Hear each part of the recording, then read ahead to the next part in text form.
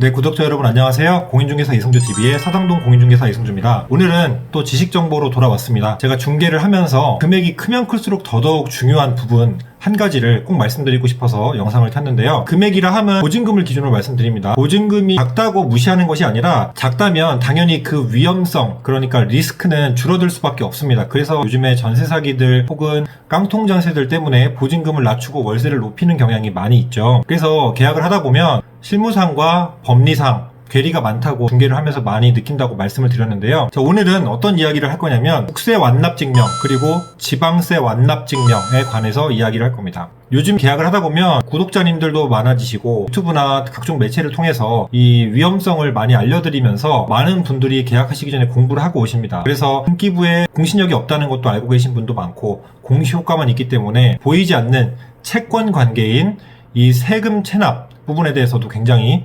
지대하시는 분들이 많아요. 그래서 이 중요성도 알고 계시는데요. 오늘 제가 조금 쉽게 기초 지식 정보니까 쉽게 왜 이 완납증명서가 필요한지, 왜 요구를 하는지 이 부분에 대해서 알려드리려고 합니다. 국세 완납증명이 왜 중요할까라는 부분에 대해서 먼저 두 가지로 나누겠습니다. 첫 번째 매매, 두 번째 임대차. 둘 다 중요합니다. 간단하게 설명을 드리면 매매 시에는 이 완납증명을 보통 청구를 당연히 합니다. 근데 이때는 매도인이 당연히 준비를 하는 건데 완납증명 준비해 주세요라고 하면은 크게 이의 제기를 하거나 반발을 하진 않아요. 그 이유는 기본적인 요건이나 기본적인 서류다라고 생각을 하시기 때문인데요. 매도할 때 이 집에 걸려있는 이 집으로 인한 체납세금이 없음을 증명해 주는 것은 당연히 기본적이다라고 생각을 하실 거예요. 그래서 요청하는 경우가 많고 또 이 명의를 이전함으로써 이전 매도인의 재산권이 이전이 되면서 집에 걸려있는 세금 체납으로 인한 문제점을 이 매수인이 떠안을까봐 걱정이 되기도 하겠죠, 당연히. 자, 그러다 보니까 당연히 요구할 때 완납증명을 첨부를 해주는 건데요. 문제가 되는 건 임대차 시입니다.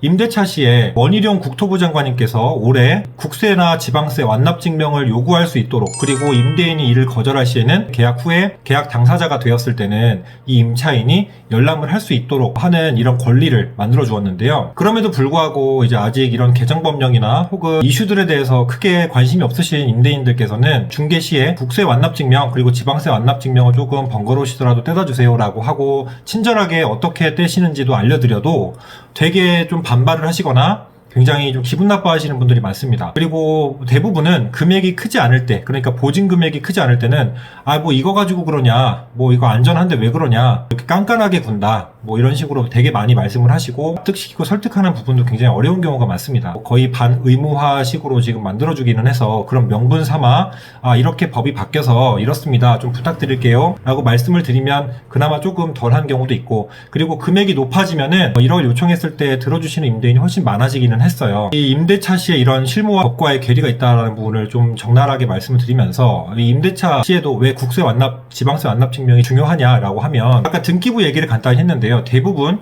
이 등기부만 보고서 등기부가 깨끗하다 혹은 더럽다, 그래서 등기부 이런 부분을 없애달라라는 기준으로 보통 많이 얘기를 합니다. 왜냐하면 권리관계 그리고 이 물권에 관련된 부분이기 때문에 그런 건데요. 국세, 지방세 완납은 하지 않았을 경우에는 가압류가 걸리기 전까지, 그러니까 가압류는 이 국세청 혹은 해당 체납되어 있는 관공서에서 연체 사실이 이제 최고라고 해서 통지를 하고요. 그 다음에 일정 기간 동안 연체를 계속 하면은 이 임대인의 재산권인 부동산, 그러니까 물권에다가 가압류를 거는 경우가 많아요.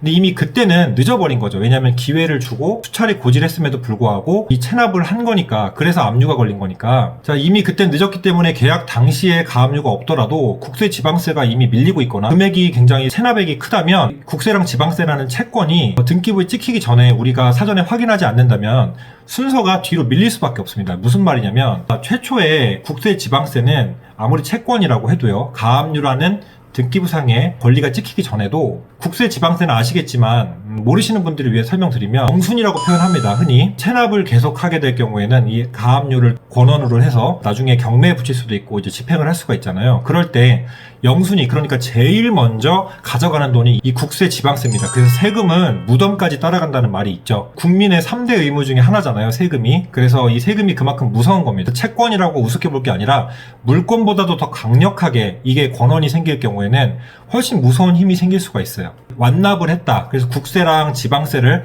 완납했다라고 해서 완납 증명을 제출을 해주면 지금 밀린 세금이 없네요 라고 확인을 하고 들어갈 경우에 이 임차인이 보증금을 지킬 수 있는, 그리고 보증금에 대한 안정성을 더욱더 한 번 더 확인할 수 있는, 더블 체크할 수 있는 요소가 된다라고 볼 수가 있는 거죠. 매매의 경우에는 잔금시까지 가압류가 없다면 사실상 크게 문제가 되지는 않습니다. 다만 아까 서두에 말씀드렸듯이 체납 내역이 있다면 제3자에게 명의를 이전하고 세금 탈피를 할 목적일 수도 있다라는 명목하에 조사가 들어올 수는 있는데요. 이 매수인은 선의였고 그리고 전혀 이해관계가 없는 제3자일 경우에는 그거에 대한 책임 소재는 없지만 조금 번거로워질 수는 있잖아요. 완납증명을 번거로움을 피하기 위해서, 그리고 당연히 기본적인 절차에 의해서 확인하는 부분은 필요하다고 생각을 해서 매매시를 조금 첨언을 해드리고요. 자, 그렇다면 중요성은 알게 됐어요, 여러분이. 자, 근데 만약에 임대인이 난 받고 싶은데 완납증명을 주지 않으신다라고 하면 두 번째 대안으로는 아까 서두에 설명드린 임대차 계약을 하고 나서 여러분들이 이제 권한이 생기기 때문에 계약의 당사자로서 열람을 할 수는 있어요. 물론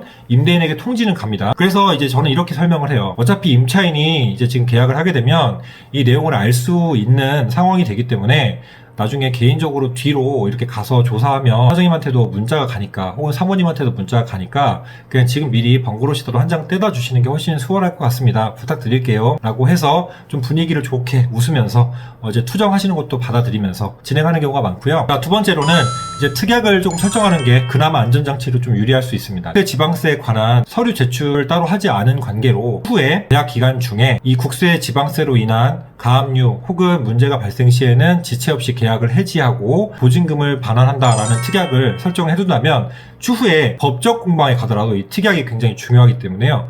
이 유효한 특약으로 작용을 할 수가 있습니다. 그 다음에 만약에 완납증명을 내지 않았는데도 다 냈다고 그냥 이렇게 말씀하시면서 없으니까 걱정하지 말고 그냥 계약해요 이렇게 만약에 말씀하셨어요. 그러면 특약 한 줄만 넣어달라고 이야기를 하시면 좋습니다. 자, 임대차 계약 시 고지되지 않은 매도인 혹은 임대인의 국세 혹은 지방세 체납 사실이 확인된다면 잔금시까지 전액 상환하는 조건으로 진행을 하고, 만약에 상환하지 않을 시에는 계약을 지체 없이 해지한다 라는 조건을 특약으로 달아주시면 잔금 시에 여러분들이 물론 등기부를 한 번 더 열람하겠지만 그때까지 당연히 압류 내역이 없다면 그냥 문제없이 이 특약은 넘어가고 진행이 되는 거고요. 만약에 압류 등이 발생했다면 잔금을 이체하지 마시고 이 부분에 대해서 압류 말소를 요청하고 혹은 체납 사실에 대한 완납을 확인을 하고 이제 잔금을 이체하시면 되겠죠. 그래서 등기부에 나와 있지 않은 것들 중에 가장 중요하다라고 생각하는 것이 이 국세 지방세 완납증명입니다.